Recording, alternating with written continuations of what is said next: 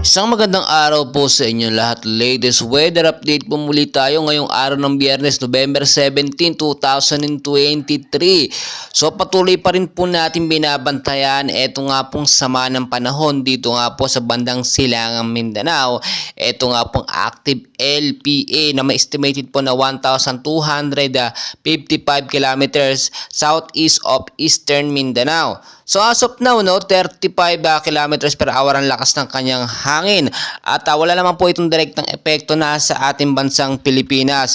Pero hindi po natin inaalis pa rin ang posibilidad na ito nga po yung maging isang ganap na bagyo kapag ito ay pumalo from 45 to 55 kilometers per hour, lalo na po ang kanyang direksyon. Nananatili pa rin po kasi siya at posible pa rin maging isang bagyo paglipas lamang or within 24 to 48 hours. And as of now, apektado pa rin po tayo ngayon, Luzon, Visayas at Mindanao. Ang tinatawag po natin na shear line, at north easterlies po na siya nakakaapekto sa ilang bahagi po ng Luzon, Visayas at Mindanao. Yung hanging amihan po nararamdaman natin, nararanasan natin madalas tuwing hapon at sa gabi, at talagang malamig na malamig po yan pagdating din ng madaling araw hanggang sa umaga.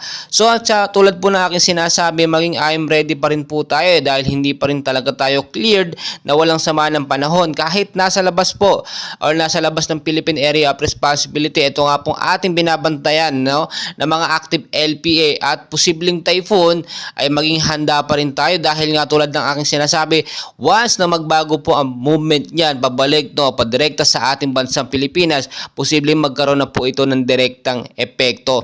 Tulad po na aking sinasabi, itong buwan po ng Nobyembre ay posible pa pong pumasok ang dalawa. Hanggang 3 bagyo bago po matapos ang buwan ng Nobyembre. So maging ready tayo sa bawat posibilidad anytime po. Tulad na lamang po ang nakikita ninyo sa ating pinaka live radar, 35 kilometers per hour. May movement po siya at padiretso po sa ating Silangang Mindanao banda, Philippine Area of Responsibility. So hindi po natin ito pwedeng baliwalain lamang, dahil nga ang sama ng panahon ay biglang nagbabago ng direksyon na hindi po natin talaga inaasahan. Tulad na lang po mamaya, kung may mga lakad po kayo tuwing hapon o sa gabi, mas maganda po sanang i-check muna natin ang lagay ng panahon kung okay po ba, at kung importanteng lakad naman po, maging handa na lamang magdala ng payong jacket o kaya naman po kapote, panlaban na nga rin po sa ulan at sa sama ng panahon. Mag-ingat din po tayo sa mga localized thunderstorm, sa mga rainfall shower, especially sa mababang lugar po sa Metro Manila na lagi po at madalas binabaha. Mag-ingat din po sa mga landslide prone area sa matataas na lugar, especially sa may Baguio area, sa Mindanao area na siyang tumbukan po ng active LPA or ng mga bagyo ngayon kung saan dumadaan.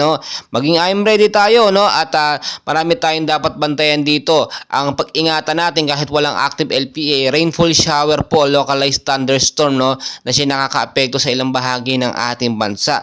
So maging handa tayo at maging I'm ready, patuloy ko kayong i-update, and please ako po yung nakikiusap, huwag na pong kakalimutan mag-like, subscribe, and pahit na rin po ng notification bell para ma-update ko kayo mamaya sa ating susunod na weather update. Maraming salamat po at magandang umaga po sa inyong lahat.